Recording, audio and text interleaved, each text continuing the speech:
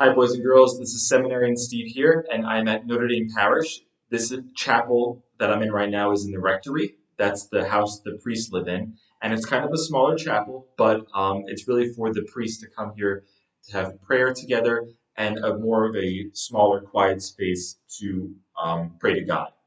So this week in the Gospel, Jesus talks about how he comes not to bring peace, but to bring division.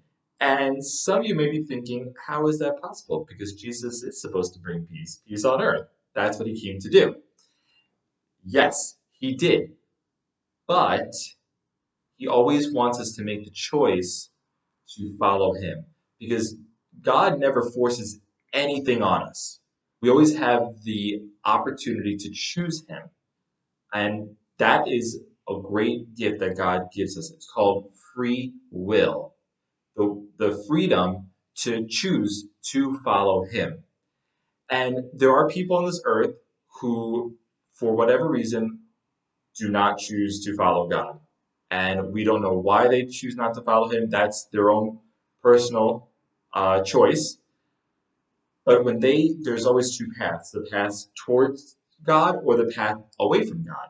And again, some people choose the path away from God. But us as Christians who love God, we would always want to choose the path that leads towards Him and to show people about Him. So even though, boys and girls, you're very young and you may think that I don't really make a lot of decisions in my life or choices, always know that every choice we make somehow should always relate back to God, whether it's what we eat. Think about what we eat and what we put into our body, that God gave us this body to take care of on this earth. We should do everything we can to make sure we have a healthy body.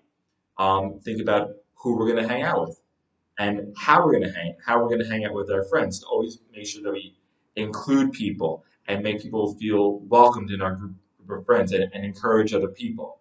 So there's always these choices we make. And earlier in the gospel, Jesus wants us to go out and to spread his message of openness and inclusion and love for people.